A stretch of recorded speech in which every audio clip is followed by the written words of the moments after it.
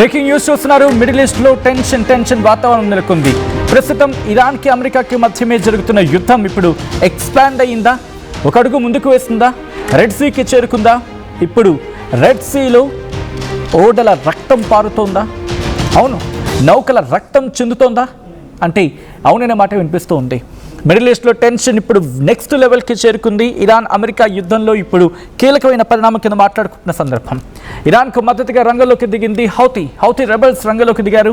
Red సీలో commercial వెషల్స్పై హౌతీలు భీకర దాడికి పాల్పడ్డారు. సౌదీ అరేబియాకు చెందిన 2 ఆయిల్ ట్యాంకర్లపై మిజైల వర్షాన్ని కురిపించారు. మీరు వింటోంది, నేను అంటోంది అక్షరాల నిజం. సౌదీ అరేబియాకు చెందిన 2 ఆయిల్ ట్యాంకర్లపై మిజైల వర్షాన్ని కురిపించింది హౌతీ. దాడిలో బాబెల్ మందేబ్ జలసంధిలో నౌకలు నిలిచిపోయాయి. దాడుల భయంతో వెనక్కి వెళ్ళిపోతూ ఉన్నాయి ఆయిల్ షిప్స్. ఇప్పటికీ 10 ఆయిల్ షిప్స్ వెనక్కి వెళ్ళిపోయినట్టుగా తెలుస్తోంది. హర్మూజ్లో దాడుల కారణంగా ఆయిల్ సరఫరా నిలిచిపోయింది. దాడుల నేపథ్యంలో చమురు ధరలపై తీవ్రమైన ప్రభావం పడుతుంది. ప్రపంచవ్యాప్తంగా భారీగా క్రూడ్ ఆయిల్ ధరలు పెరిగాయి. ఏకంగా కొన్ని లెక్కల ప్రకారం, కొన్ని అంచనాల ప్రకారం నిన్నటికి బ్యారెల్ క్రూడ్ ఆయిల్ ధర $90 చేరుకుంది అనేది వినిపిస్తున్న మాట. ఇది ఇంకా పెరిగే ప్రమాదం ఉంది అంటూ కూడా మాట్లాడుకుంటున్న సందర్భం. దాడికి సంబంధించి జరిగిన లొకేషన్గా మాట్లాడుకుంటున్న సందర్భం. అండ్ వెషల్స్ అటుగా మూవ్ ఆన్ అవుతూ ఉంటాయి. అసలు ఎందుకు సౌదీ అరేబియా ఎమెన్కు చాలా దగ్గర కదా, చాలా సాన్నిహిత్యం ఉంటుంది కదా, మరి ఎందుకు దాడి జరిగింది? సౌదీ వెషల్స్ మీద ఎందుకు దాడి చేసింది హౌతీ? కీలకమైన పరిణామం. ఇక్కడ యెమెన్కి సౌదీ అరేబియాకి సపోర్ట్ ఉండొచ్చు కాక, కానీ హౌతీలకి కాదు. ఎందుకంటే ఒక మాటలో చెప్పంటే ఇప్పుడు యెమెన్ అనేది రెండిటిగా విడిపోయింది. ప్రభుత్వం పాలిస్తున్న ప్రాంతం ఒకవైపు ఉంటుంది, అండ్ హౌతీల కమాండ్ ఉన్న ప్రాంతం అంటే ఈ రాజధాని సనాతో పాటు డౌన్ సౌత్కి వచ్చినప్పుడు వీళ్ళ ప్రభావం ఉంటుంది, హౌతీల ప్రభావం ఉంటుంది. ఎగ్జాక్ట్గా చెప్పాలంటే ఈ బాబెల్ మందేబ్ దగ్గర ఈ ప్రభావం ఎక్కువగా ఉంటుంది. ఎవరెవరికి? ఈ హౌతీల ప్రభావం ఎక్కువగా ఉంటుంది. సో దాంతో ఇటుగా వెళ్ళాలంటే ఇప్పుడు కష్టమే. ఇంకా బాబెల్ మందేబ్ని కూడా క్లోజ్ చేస్తామని చెప్పి హౌతీలే చెప్పుకొచ్చారు. అయితే ఇదే అంశానికి సంబంధించి హౌతీలు కూడా రియాక్ట్ అయ్యారు. ఒకసారి వాళ్ళ రియాక్షన్ చూసే ప్రయత్నం చేద్దాం. ఈ ఘటనకు సంబంధించి హౌతీలు ఏమంటూ ఉన్నారు ఇప్పుడు చూద్దాం.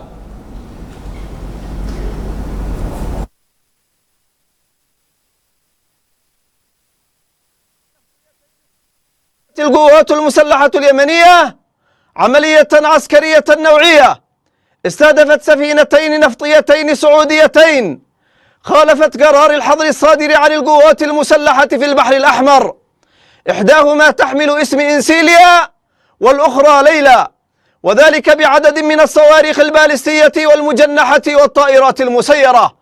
وكانت الإصابة دقيقة بفضل الله وعونه، وتسببت في نشوب حريق كبير فيهما بفضل الله.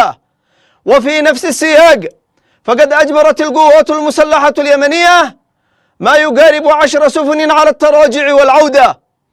إن القوات المسلحة اليمنية ستواصل عملياتها البحرية ضد العدو السعودي، وإنها مستمرة في فرض معادلة الحصار بالحصار، وتؤكد للعدو السعودي أن أي حماقة أو عدوان يستهدف به بلدنا فسيقابل بعمليات كبيرة في عمق أراضيه، وستكون عواقبها عليه وخيمة بإذن الله وقوته.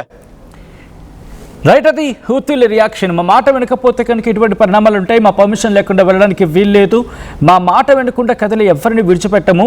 మా పర్మిషన్స్ లేకుండా వెళ్ళింది కాబట్టి ఆ 2 నౌకల్ని పేల్చేసామని చెప్పి హూతీలే వాళ్ళు ఇచ్చిన స్టేట్మెంట్ మీరు చూడడం జరిగింది. అయితే హూతీలు ఎందుకు మద్దతు ఇస్తూ ఎందుకు పేల్చేశారంటే ఇరాన్ ప్రాక్సీస్గా మాట్లాడుకుంటారు. ఇరాన్ ప్రాక్సీస్ అంటే ఇరాన్కి మద్దతుగా నిలిచిన వాళ్ళు. సో ఇక్కడ 2 రకాలు కనిపిస్తూ ఉంటాయి. యెమెన్ పూర్తిగా మీరు మ్యాప్ చూస్తే నార్త్ యెమెన్ అంతా కూడా సౌదీ అరేబియా సపోర్ట్ ఉంటుంది. అండ్ డౌన్ సౌత్కి వచ్చినప్పుడు ఇక్కడ హూతీల ప్రభావం ఉంటుంది. క్యాపిటల్ సనా కావచ్చు, లేకపోతే ఎయిడెన్గా మాట్లాడుకునే ప్రాంతం కావచ్చు, ఇటువైపు వీళ్ళ ప్రభావం ఉంటుంది. సో వీళ్ళిద్దరి మధ్య కూడా రప్చర్ అనేది ఉంటుంది. సో ఇటువంటి సందర్భంలో బాబెల్ మందేబ్ నుంచి వెళ్ళాలంటే కనుక ఇక్కడ ఉన్న హౌతీల ప్రభావం ఇరాన్కి సపోర్ట్ కారణంగా వీళ్ళు ఇక్కడ అటాక్ చేస్తూ ఉంటారు. మీకు గుర్తుంటే కనుక ఇజ్రాయెల్ కూడా ఒక టైంలో సందర్భంలో టార్గెట్ చేస్తుంది, అమెరికా కూడా టార్గెట్ చేస్తుంది. అయినప్పటికీ కూడా వీళ్ళు ఇంకా దాడులు చేస్తున్నారు. అసలు ఏం జరిగింది? ఆ దేశం సౌదీ అరేబియాతో సఖ్యతగా ఉన్న దేశం వీళ్ళకి ఏమైంది అనేది క్వశ్చన్ మార్క్ వస్తుంది కదా. దీని గురించి అంటే రెండు మాటలు మాట్లాడుకోవాలి ఇక్కడ. అసలు ఈ హౌతీలు ఎవరంటే యెమెన్లో నార్త్ ప్రాంతం ఉంటుంది కదా, అక్కడ సాదా నుంచి వచ్చిన షియా తిరుగుబాటు సంస్థ ఇది. 1990లో మత రాజకీయ ఉద్యమంగా ప్రారంభమైంది. 2004 తర్వాత ప్రభుత్వానికి వ్యతిరేకంగా సాయుధ పోరాటానికి దిగింది ఈ హూతీలు అనేవాళ్ళు. దాంతోపాటు ప్రస్తుతం యెమెన్ రాజధాని సనా ఉంది కదా, సనాతో పాటు దేశంలో అతిపెద్ద భూభాగాన్ని హూతీలే నియంత్రిస్తూ ఉన్నారు, వాళ్ళ కమాండ్లో ఉంది. దీనికి ప్రధానంగా 3 కారణాలు ఉన్నాయి. ఒకటి ఇరాన్ ప్రభావం, 2 బార్డర్ సెక్యూరిటీ, 3వది ప్రాంతీయ ఆధిపత్యంతో పోటీ. అందులో ఇరాన్ ప్రభావం ఎలా అంటే ఇరాన్ హూతీలకు పొలిటికల్గా, దాంతోపాటు ఫోర్సెస్గా, టెక్నికల్గా హెల్ప్ అందిస్తూ ఉంది, సాయం అందిస్తోందని చెప్పి సౌదీ ఆరోపిస్తుంది. ఇరాన్ హూతీలకు సపోర్ట్ ఇస్తుందని చెప్పి సౌదీ ఆరోపణ. సౌదీ అరేబియా దృష్టిలో హూతీలు అంటే తమ దక్షిణ సరిహద్దుల్లో ఇరాన్కు చెందిన ప్రభావ శక్తి అనేది. ఇక్కడేంటి షియాలు సున్నీలు ఇది వస్తూ ఉంటుంది కదా. సో ఇక్కడ సౌదీలేమో సున్నీ అండ్ ఇక్కడ ఇరాన్కి షియాకి సంబంధించి మాట్లాడుకుంటుంటారు. ఈ రప్చర్ అనేది ఉంటుంది. సౌదీ యెమెన్ మధ్య సుమారు 1300 కిలోమీటర్ల బార్డర్ ఉంది. ఈ హూతీలు తరచూ డ్రోన్లు ఉపయోగిస్తుంటారు, మిజైల్స్ ప్రయోగిస్తుంటారు, సౌదీ సిటీస్ని టార్గెట్ చేస్తారు, వాళ్ళ ఆయిల్ ఫెసిలిటీస్ని టార్గెట్ చేసుకుంటుంటారు. మధ్యప్రాచ్యంలో సున్నీ శక్తిగా ఉంది సౌదీ, షియా పవర్గా ఉంది ఇరాన్. వీళ్ళిద్దరి మధ్య కూడా ఆధిపత్య పోరు ఇప్పటికీ కంటిన్యూ అవుతుంది. యెమెన్ ఏమంటారు ప్రత్యర్థిత్వానికి ప్రధాన వేదికగా మారిపోయింది. 2014లోని హూతీలు యెమెన్ రాజధాని సనాను స్వాధీనం చేసుకున్నారు. ఆ తర్వాత 2015 గురించి ఇక్కడ మాట్లాడుకుంటే అక్కడ అధ్యక్షుడు మన్సూర్ దేశం విడిచి వెళ్ళిపోతే ఆయన ప్రభుత్వానికి మద్దతుగా సౌదీ అరేబియా రంగంలోకి దిగింది. అరబ్ కూటమి యుద్ధంలోకి దిగింది, యుద్ధం జరిగింది. అప్పటి నుంచి సౌదీ యెమెన్ ప్రభుత్వానికి మద్దతు, హూతీలు ఇరాన్ మద్దతుతో పోరాటం అనే సిచ్యువేషన్ ఏర్పడింది. అయితే ఇక్కడ 4వ కారణంగా మాట్లాడుకుంటే హూతీలు సౌదీపై చేసిన ప్రధాన దాడుల గురించి మాట్లాడుకోవాలి. ఇక్కడ వీళ్ళకి కూడా ఇష్యూస్ ఉన్నాయి.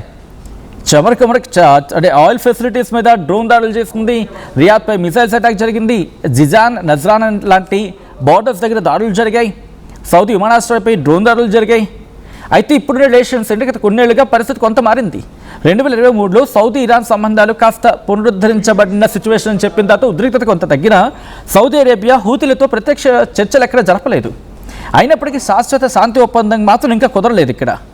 మళ్ళీ ఇది ఎప్పుడు ట్రిగ్గర్ అయింది? 2023 చివరి నుంచి హౌతీలు రెడ్ సీలో ఇజ్రాయెల్కు సంబంధించిన లేకపోతే ఇజ్రాయెల్కి సంబంధం ఉందని భావించిన నౌకల మీద దాడులు చేయడం స్టార్ట్ చేశారు. దీనికి అమెరికా, బ్రిటన్ హూతీల స్థావరాల మీద వైమానిక దాడులు చేశాయి. ఇటువంటి సిచ్యువేషన్లో సౌదీ అరేబియా ప్రత్యక్షంగా పెద్ద ఎత్తున యుద్ధంలో పాల్గొందంటే కనుక డైరెక్ట్గా ఎక్కడ పాల్గొనలేదు. ఉద్రిక్త పరిస్థితులు వెళ్లకుండా కూడా జాగ్రత్త పడింది. అయితే యెమెన్ అనేది సౌదీ అరేబియా, ఇరాన్ మధ్య ఒక ప్రాక్సీ పోరాటానికి కేంద్రం. ఇది హూతీలు ఇరాన్కి దగ్గరగా ఉండడం కారణం, సౌదీ అరేబియా యెమెన్ ప్రభుత్వానికి మద్దతుగా నిలుస్తూ ఉంటుంది అనడంలో ఇంకో కారణం ఉంది. అందువల్ల ఇక్కడ సిచ్యువేషన్ ప్రస్తుతానికైతే మాత్రం అంతర్జాతీయంగా గుర్తింపు పొందిన ప్రభుత్వం యాంటీ హూతీ, అంటే ఈ ప్రభుత్వాన్ని ప్రెసిడెన్షియల్ లీడర్షిప్ కౌన్సిల్ PLC నడుపుతూ ఉంది. సో ఇటువంటి సిచ్యువేషన్ ఉంది. కానీ హౌతీల ప్రభుత్వం మాత్రం సనా అంటే ఉత్తర యెమెన్లోని పెద్ద ప్రాంతాన్ని నియంత్రిస్తూ ఉంది. కాబట్టి ఇక్కడైతే ఆ సిచ్యువేషన్ ఇంకా కంటిన్యూ అవుతూ ఉంటుంది. ప్రభావం ఇంకా సిచ్యువేషన్స్ ఇలాగనే ఉంటూ ఉంటాయి. ఇక్కడ ఎప్పుడు కామ్ డౌన్ అవ్వచ్చు అంటే కనుక పూర్తిగా ఇరాన్ అమెరికా మధ్య పరిస్థితులు కాస్త సెటిల్ అయితే అప్పుడు. అంతవరకు ఇటువంటి పరిస్థితి కంటిన్యూ అవకాశం ఉంది. మరి మీరేమనుకుంటూ ఉన్నారు? ఇటు రెడ్ సీ అంటే బాబెల్ మందబ్ కూడా పూర్తిగా మూసుకుపోతే పరిస్థితి మరింత దుర్భరంగా మారే అవకాశం ఉంది. ఈ కథలో మిమ్మల్ని కాస్త కలవరపరచచ్చు. దీనికి సంబంధించిన జాగ్రత్తలు తీసుకోవాలని RTV సూచించడం జరుగుతోంది. This is disturbing content, video description is highly advised. మరి మీరేమనుకుంటున్నారు? మీ అభిప్రాయం ఏంటో కామెంట్ చేయండి.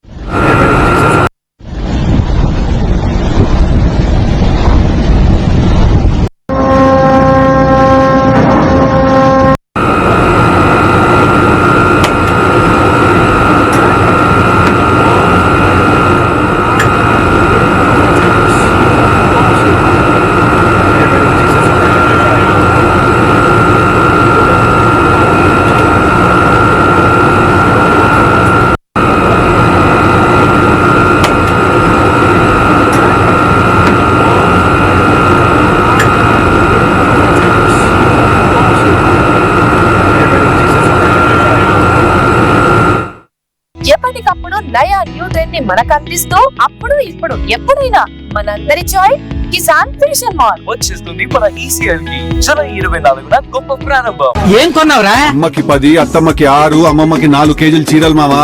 అబ్బో ఇక్కడ కేజీ చీరలు కొంటే 1/2 కేజీ చీరలు ఫ్రీ అంట.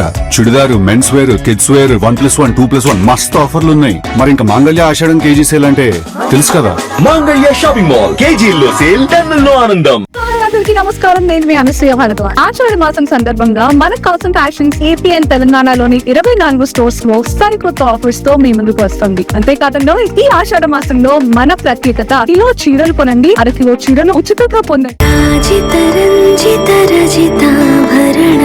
Pure in its form with grace made noble.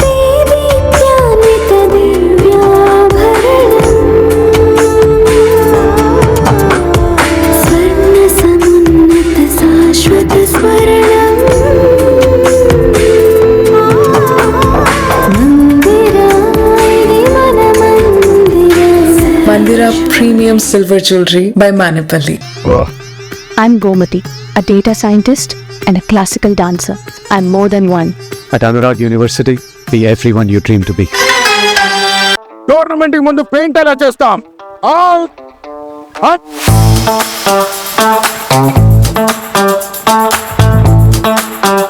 Plan అయితే చాలా బాగుంది సార్. స్టేడియం పరిస్థితి చూడండి. టోర్నమెంట్ ముందు పెయింట్ ఎలా చేస్తాం? టెక్నో పెయింట్స్ ఉందిగా. Techno paints township, dam, stadium లేదా మనీళ్ళు పెయింట్స్ నుంచి పెయింటింగ్ వరకు పూర్తి సొల్యూషన్ కావాలంటే మేమున్నాం. కానీ సార్, టైం కి పూర్తవుతుందా? రోజుకు 23 లక్షల స్క్వేర్ ఫీట్ పెయింటింగ్ చేయగల సామర్థ్యం, 5,000 మంది స్కిల్డ్ లేబర్ టీమ్ మా వెంట ఉంది. 23 లక్షల? అవును. ప్రపంచ స్థాయి రంగులు, అద్భుతమైన షేడ్స్ తో భారతదేశపు అసలైన పెయింట్ మరియు పెయింటింగ్ శక్తిని మేమే. VR techno paints. Techno paints.